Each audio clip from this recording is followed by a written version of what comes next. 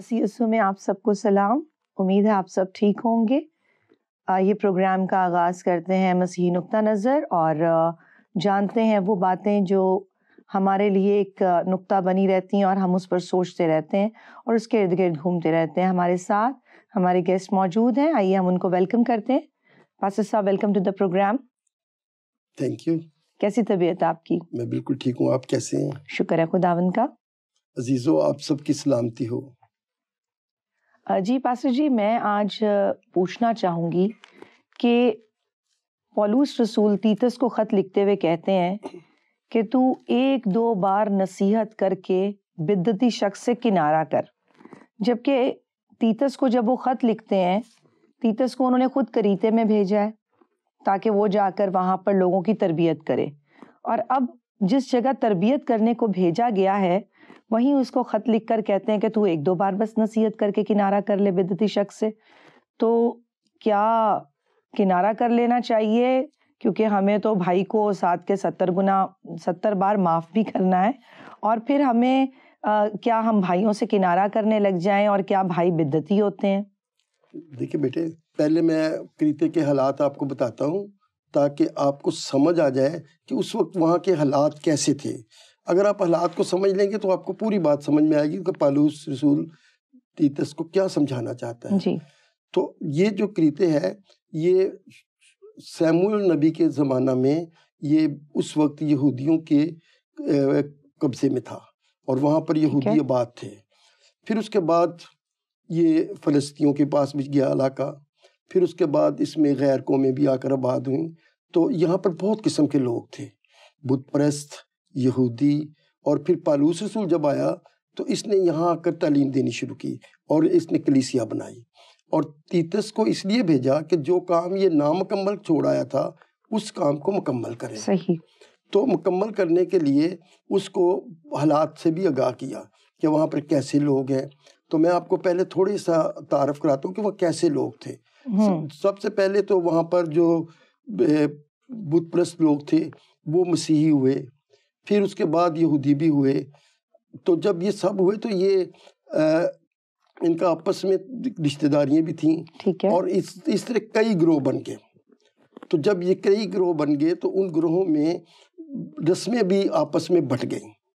कोई जैसे यहूदी थे, यहूदी जब क्रिश्चियन हुए तो उन्होंने कहा कि हम वो कुर्बानी भी देंगे, अच्छा, और मसीह के फजल में भी रहेंगे। तो दोनों काम करने। जो सही मसीह थे वो कहते थे नहीं, हम कुर्बानी नहीं देंगे।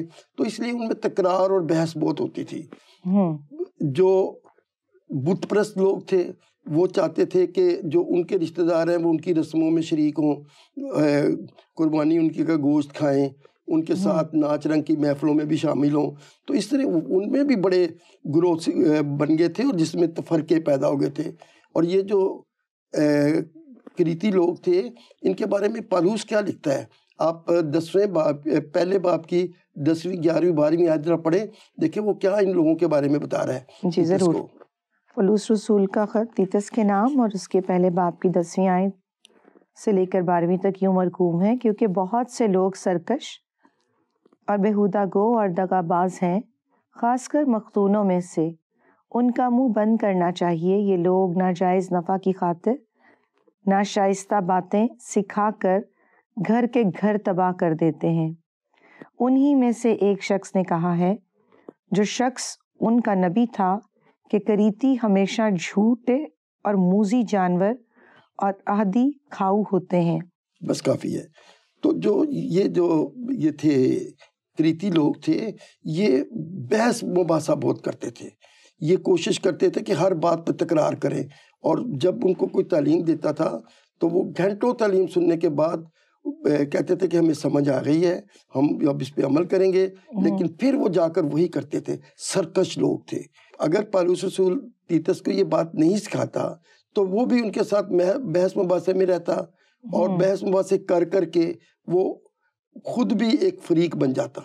और जिस आदमी को पौलुस रसूल ने भेजा था कि जाकर तू उनके हालात को बेहतर कर, तो वो भी एक पार्ट बन जाता और नाकामी उसको होती। बिल्कुल। तो ये हालात थे उस वक्त के। ये और एक और बात भी थी कि جو کریتے کے لوگ تھے جانتے کچھ نہیں تھے. اچھا. ان کے پاس علم کی کمی تھی, یا علم جو تھا وہ ناقص علم تھا.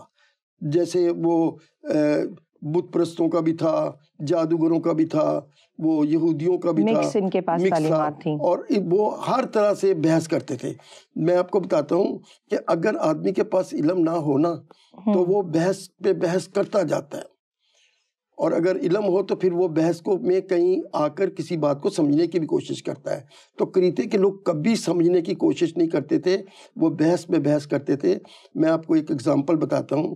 جب خداوند یسوع مسیح نے بپتسمہ لیا اور وہ اس کو ابلیس جنگل میں لے گیا اور انہوں نے 40 دن کا روزہ رکھا, تو ان کو بھوک لگی تو شیطان نے آ کر کہا کہ تو کہہ کہ یہ پتھر روٹیاں بن جائیں. تو اس نے کہا کہ لکھا ہے کہ آدمی صرف روٹی سے نہ جیتا رہے گا. شیطان نے آگے فردر کوئی سوال نہیں کیا, کیونکہ وہ جانتا تھا کہ یہ جو کچھ کہہ رہا ہے وہ درست ہے. تو اگر ہمارے پاس علم نہ ہو تو ہم ایسی بحث میں پڑ جاتے ہیں جو کبھی ختم نہیں ہوتی. تو اس لیے پالوس رسول تیتس کو کہتا ہے کہ تو ان بحثوں میں نہ پڑنا, ورنہ تو یہاں پر فیل ہو جائے گا, کسی ایک گروپ کا حصہ بن جائے گا. اچھا, تیتس کو کیسے پتا چلے گا کہ یہاں پر جو ہے کس شخص میں بدعت ہے, کیونکہ وہ یہاں پر نیا آیا ہے اور ایک دم سے وہ ان کی کیا تربیت نصیحت کرنا شروع کر دے, اور وہ کس طرح سے بدعتی شخص کو پہچانے گا؟ کیونکہ سامنے دیکھیں کبھی بھی ظاہر نہیں کیا جاتا کہ جی یہ بدعت کر رہا ہے, وہ خاموشی سے اپنا کام کرتا ہے, نفاق ڈالتا رہتا ہے. تو تیتس کیسے ریکگنائز کرے گا؟ پالوس رسول نے تیتس کو ایک خاص پیغام دیا تھا کہ وہ وہاں جائے اور جا کر مختلف علاقوں میں نگراں مقرر کرے, اور وہ نگراں جو ہیں وہ ایک بیوی کے شوہر ہوں, ان کی اولاد جو ہے وہ نیک ہو, اور وہ شراب پی کر گل گپاڑا مچانے والے نہ ہوں, اپنے گھر کا انتظام بہتر کرنے والا ہو. تو ایسے لوگ کلیسیا میں قائم کر, مختلف جگہوں پر جا کر یہ ایسے لوگوں کو تو وہاں پر ان کو نگراں مقرر کر, اور پھر ان کو کہے کہ وہ ان لوگوں کو جو کلیسیا میں بدعت پھیلاتے ہیں, جو کلیسیا میں نفاق کا باعث بنتے ہیں, جو کلیسیا کو غلط راستے پہ لے کے چلتے ہیں, ان کی نشاندہی کرے تاکہ وہ ان کی رہنمائی کر لیں, اور رہنمائی کر کے وہ ان کو درست کر لیں, اور اگر جو درست نہیں ہوتا اس کو کلیسیا میں سے نکال دیں.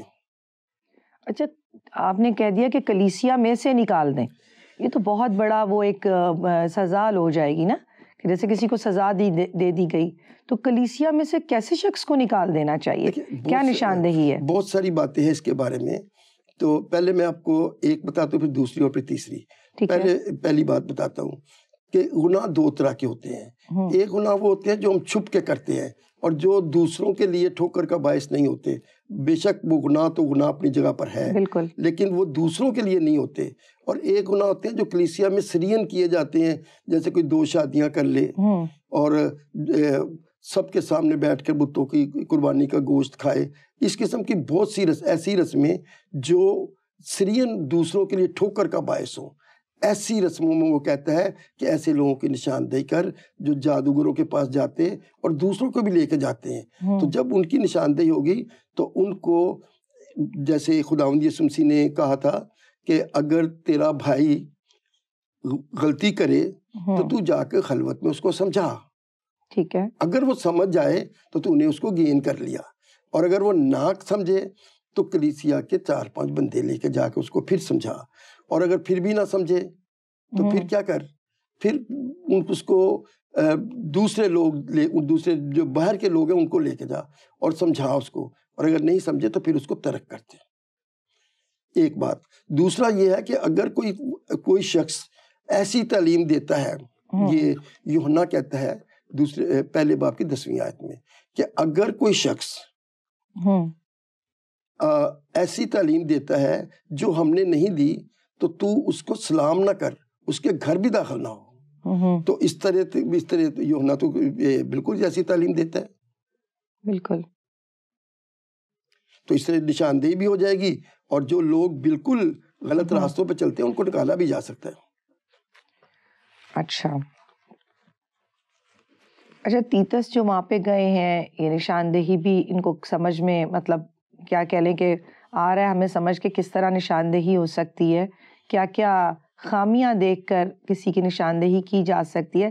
سیکنڈلی تیتس نے ایسی کیا تعلیمات وہاں جا کر دیں جو بہت زیادہ افیکٹو ہوئیں, یا جن کے بارے میں سمجھا جا سکتا ہے کہ جی یہ بڑی افیکٹو اس نے تعلیمات دیں؟ پالوس نے تیتس کو جو تعلیم دی وہ اتنی افیکٹو تھی کہ اس سے وہاں کے حالات ہی بدل گئے. اس نے کہا کہ تو خاندان کو ایک اکائی سمجھ, کیونکہ کلیسیا جو ہے اس کی اکائی جو ہے وہ خاندان ہے. خاندان میں بزرگ ہیں, خاندان میں بزرگ عورتیں ہیں, جوان عورتیں ہیں, جوان مرد ہیں, جوان بچے ہیں, چھوٹے بچے ہیں. تو ہمارے ہاں کیا ہو رہا ہے؟ ہمارے ہاں یہ ہو رہا ہے کہ ہم کہتے ہیں جی یہ سنڈے اسکول ہے, اس میں بچے تربیت حاصل کرتے ہیں, یہ یوتھ گروپ ہے, اس میں بڑے لوگ کرتے ہیں. کیا کوئی بزرگوں کو تربیت دیتا ہے؟ ضرورت ہی نہیں ہے.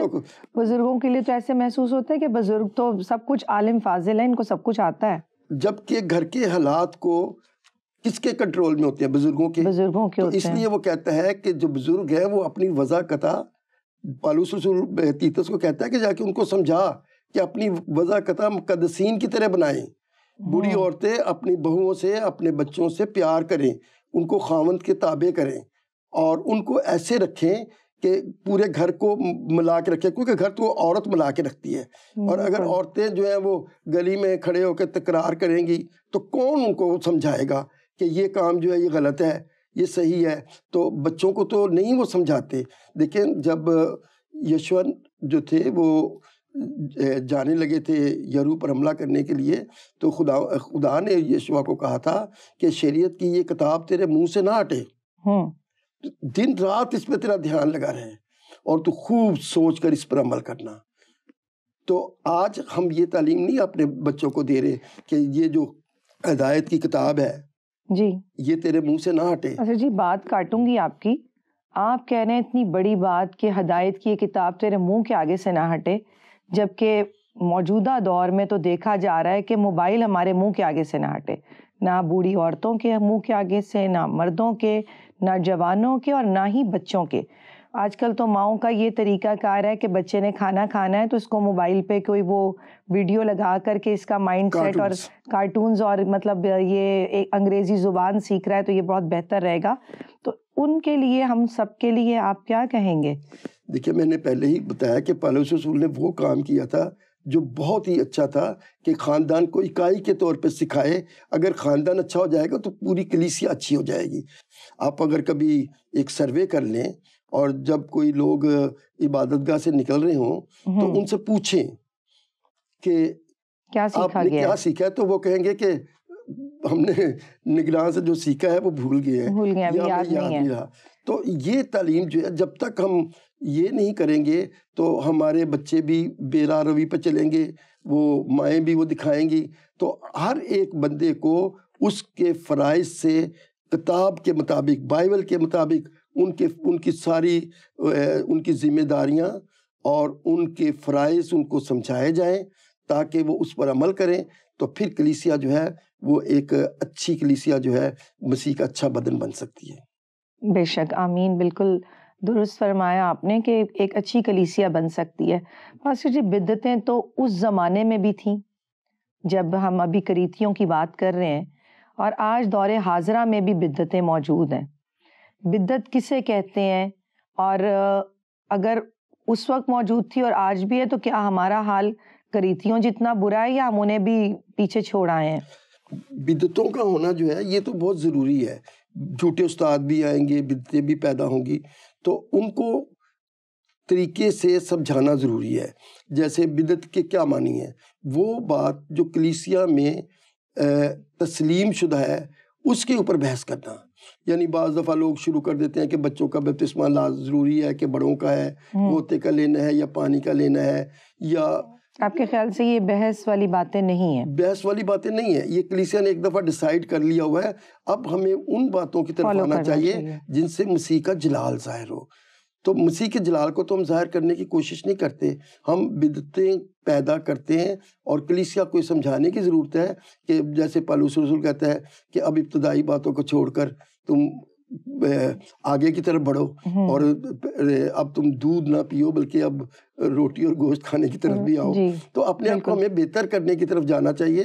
ہم وہ ایک ہی چیز لے کر اس کے اوپر الجھ جاتے ہیں اور پھر کلیسیا میں نفاق پیدا ہوتا ہے.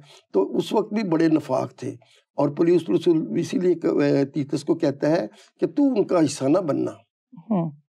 تو آج بھی نفاق ہوتا ہے, تو آج کون کس کا حصہ بن رہا ہے؟ آج کہاں سے یہ ساری برائی, یا یوں کہہ لیں کہ یہ ساری بدعتیں, آج کسی کے پاس ٹائم نہیں ہے, کسی بڑے کے پاس ٹائم نہیں ہے کہ وہ پراپرلی بچوں کو سمجھائے. بچوں کے پاس بھی ٹائم نہیں ہے, وہ اسکول جا رہے ہیں, کالج جا رہے ہیں, یونیورسٹی جا رہے ہیں, وہ کوچنگ پڑھ رہے ہیں, وہ ٹی وی دیکھ رہے ہیں, وہ موبائل دیکھ رہے ہیں, وہ اپنی کریکولم ایکٹیویٹیز کو دیکھ رہے ہیں. تو وقت تو ہے ہی نہیں بچوں کے پاس. نہیں, وقت تو بہت ہوتا ہے. 24 گھنٹے اس وقت تھے, آج بھی 24 گھنٹے ہی ہیں. وقت تو ہمیشہ ہی وہی 24 گھنٹے ہی ہوتا ہے, لیکن وقت کی ڈویژن خراب ہے کیونکہ جو بزرگ ہیں وہ اپنے کاموں میں لگے ہوئے ہیں, وہ ان باتوں میں لگے ہوئے ہیں جو مسیح کے جلال کے لیے نہیں ہیں. جو مائیں ہیں وہ بھی ان باتوں میں مصروف ہیں, جیسے بننا سنورنا, وہ پڑوسیوں سے بات کرنا, گھنٹہ گھنٹہ ڈرامے دیکھنا, وہ بھی ان باتوں میں لگی ہوئی ہیں. جو بچوں کو تربیت کرنے کا جو مسئلہ ہے اس کی طرف کوئی بھی نہیں آ رہا. پالوس رسول کہتا ہے کہ تو جا تیتس کو, کہ جا اور ان کو ابتدائی ایک خاندان کو یونٹ سمجھ کے ان کی تربیت کر, اور اگر وہ ان کی تربیت کر لے گا تو پھر وہ سب بہتر ہو جائیں گے. آج ہمیں بھی تیتس جیسے رہنماؤں کی ضرورت ہے جو نگراں آئیں اور یہ ساری خرابیاں جو ہیں یہ دور کریں. تو ہم کلام کو نہیں سمجھ کے کوشش کرتے, ہم کلام کو اپنی مرضی کے مطابق سمجھنے کی کوشش کرتے ہیں. اچھا, بات بچوں کی ہے یہاں پر, تو آج ہم نگراں کی بات کریں کہ نگراں کیسا ہونا چاہیے. تیتس کو نگراں مقرر کیا گیا. آج کیا کلیسیا میں ایسے نگراں ہیں جو اس طرح کی تربیت کرتے ہیں؟ ابھی آپ نے بات کر دی تھی کہ بس ایک سرمن دیتے ہیں اور اس کے بعد ایک سٹوری اس میں جس طرح سے پیش کی جاتی ہے, اس کو سننے کے بعد لوگوں کو چرچ کے باہر بھی آ کر وہ باتیں یاد نہیں رہتی. تو رہنما کیسا ہونا چاہیے؟ دیکھیں, جو رہنما ہے نا اس کو بالکل کسی بھی کلیسیا کے فرد کے ساتھ کسی بھی بحث مباحثے میں نہیں پڑھنا چاہیے, اور اس میں پڑھنا چاہیے جس سے خدا کا مسیح کا جلال ظاہر ہوتا ہو, اور ان باتوں میں نہیں پڑھنا چاہیے جو نفاق کا باعث بنتی ہوں. جیسے وہ اپنا وقت دے, خود اپنا کردار صحیح کرے, کیونکہ بعض دفعہ جو رہنما ہے ان کا اپنا کردار بھی صحیح نہیں ہوتا, اور بجائے کہ وہ لوگوں کو تربیت کرے, لوگ اس کو کہتے ہیں وہ جی ہم نے یہ آپ کے بارے میں سنا, ہم نے آپ کے بارے میں یہ سنا. اور اگر ایک دفعہ نگراں پر, رہنما پر کوئی انگلی اٹھ جائے تو پھر وہ پتہ کیا ہوتا ہے, پھر اس کے کلام میں اثر نہیں لوگ لیتے, اس کا اثر نہیں اس کا لیتے. تو اس لیے نگراں کو, جیسے پالوس کہتا ہے تیتس کو کہ تو اپنے کردار کی حفاظت کرنا, یعنی تو ایسا کردار پیش کرنا, کیونکہ یہ جو کریتی ہیں یہ کرتے اور ہیں اور دکھاتے اور ہیں. تو ایسا نہ کرنا, بلکہ تو اپنا کردار ایسا بنانا جو سب کے لیے نمونہ ہو, تو پھر تیری بات جو ہے وہ با اثر ہوگی. تو آج ہمیں بھی ہمارے رہنماؤں کو بھی چاہیے کہ وہ اپنے کردار کو دیکھیں, اور کردار کو دیکھنے کے ساتھ ساتھ وہ جو خرابیاں ہیں ان کو دور کریں, ان کے اوپر بحث نہ کریں, سختی سے کہیں کہ یہ خرابی ہے تمہارے گھر میں, یہ برائی ہے, اس کو دور کرو. اور وہ تب کہہ سکتا ہے جب وہ خود اس پہ عمل کرتا ہو, ورنہ تو وہ کہہ ہی نہیں سکتا. اور آج کل ویسے بھی دیکھا جائے تو جو رہنما ہیں وہ گھروں میں انٹروین نہیں کرتے. مطلب اگر کوئی فیملی ہے اس کو وزٹ بھی کرتے ہیں تو وہاں جا کر دعا کروانے کے بعد وہ اٹھ کر چلے جاتے ہیں. نہ تو ان کو خاندان کے مسائل کا پتہ ہوتا ہے, اور نہ ہی ان کے پاس اتنا ٹائم ہے کہ وہ خاندان کے مسائل کو جانتے ہوں. تو پھر کیا وہ تربیت کریں گے؟ نہیں, ایسا نہیں ہے. وہ ساری کلیسیا میں ایک نگران نہیں جا سکتا. اس کو مختلف علاقوں میں ایسے لوگ جو پاک باز ہوں, جو ایک بیوی کے شوہر ہوں, جو اپنے گھر کا انتظام اچھا کرتے ہوں, جن کے بچے اچھے ہوں, ان کو اس علاقے میں مقرر کرے, اور ان کو اس کی ذمہ داری لگائے کہ وہ لوگوں میں بہتری کے لیے تعلیم دے. جو نگراں مقرر کیے جائیں گے وہ اعلیٰ کردار کے ہوں اور ان کو یہی بات سکھائی جائے کہ لوگوں کے ساتھ تکرار نہیں کرنا, صرف تربیت کرنی ہے. ان کی برائیاں ان کو بتا کے وہ نہیں کرنی, بلکہ سختی سے کہنا ہے کہ اس تعلیم پر عمل کرو. اگر برائیاں بتائیں گے تو تکرار ہو جائے گی, برائیاں نہیں بتانی. کوئی عمل بھی کرنے کو شاید تیار نہ ہو, عمل کرنے کو بھی تیار نہ ہوگا, پھر وہ اس کو گھر بھی نہیں آنے دیں گے. وہ کہیں گے کہ یہ تو ہماری برائیاں بتاتا ہے. لیکن اگر ان کو صرف یہ بتایا جائے کہ مسیح تمہیں پیار کرتا ہے, مسیح نے تمہاری خاطر اپنی جان دی, اس نے پورا اپنی بدن پہ ہمارے گناہوں کا بوجھ اٹھا کر وہ صلیب پہ چڑھ گیا, اس نے ہمارے مکمل فدیہ دیا ہے, تو اس کے پیار کو ہم لوگوں کے سامنے پیش کریں تو وہ بھی دل سے. تو جب دل سے پیش کریں گے تو لوگوں پہ اثر ہوگا, اور جب اثر ہوگا تو پھر وہ اس کی بات کو دھیان سے سنیں گے, اور پھر اس سے لوگ دیکھیں گے کہ ان کے خاندان میں تبدیلی آئی ہے. اچھا, بہت اچھی باتیں آپ کی, لیکن یہ ایسے لگتا ہے جیسے کسی فیری ٹیل کی باتیں ہیں. مطلب اگر میں اس کو سن رہی ہوں تو مجھے ایسا محسوس ہوتا ہے کہ آپ ایک فیری ٹیل بتا رہے ہیں کہ پاسباں جو ہیں وہ اپنا ہدیہ نہ اٹھائیں, وہ گھروں میں اور بزرگوں کو مقدسین کو مقرر کر دیں. مطلب ایک فیری ٹیل جیسا محسوس ہو رہا ہے, لیکن بہت اچھا پیغام ہے کہ اس طرح سے ڈیوائیڈ کر کے, ڈویژن سے ہم بہتر حالات پیدا کر سکتے ہیں. کیا ہم بہتر حالات پیدا کرنا بھی چاہتے ہیں یا ہم اپنی جیبیں ہی بھرنا چاہتے ہیں؟ نہیں, یا یہ جیب بھرنا بھی ایک بدعت ہی ہے؟ میں نے اکثر دیکھا ہے کہ جو نگراں ہیں وہ بڑا عجیب کام کرتے ہیں. وہ کسی کو مقرر کرتے ہیں نا تو وہ اپنی پسند کے بندے کو کرتے ہیں. اچھا, پسند کا بندہ نہیں کرنا چاہیے, وہ بندہ مقرر کرنا چاہیے جو واقع ہی اس عہدے کے لائق ہو, جس کو ہم ایلڈر کہتے ہیں. تو ایلڈر ایسا ہونا چاہیے جو گنتی سے نہ آیا ہو. آپ گنتی سمجھتے ہیں کہ اس کو 10 لوگ پسند کرتے ہیں, اس کو 5 کرتے ہیں. اچھا, پرچی سے نہ آیا ہو, بلکہ وہ اپنی خاندانی تعلیم, اپنی خاندانی خوبیوں سے کلیسیا نگراں نے چنا ہو. جی, اور اگر اس علاقے میں 2-3 ہو تو ان کا قرعہ ڈال لیں, جو بائبل کا طریقہ ہے. آج کل تو الیکشن کا طریقہ ہے, قرعہ کا طریقہ تو میرا خیال استعمال نہیں ہوتا. نہیں تو یہ تو اچھا ایڈوائز ہی ہے کہ اس طرح کیا جا سکتا ہے, لیکن ایسا ہو نہیں رہا. اور ہم دیکھتے ہیں کہ پہلے جو رسول ہوتے تھے وہ اپنے شاگرد بناتے تھے اور وہ آگے جا کر سکھاتے تھے.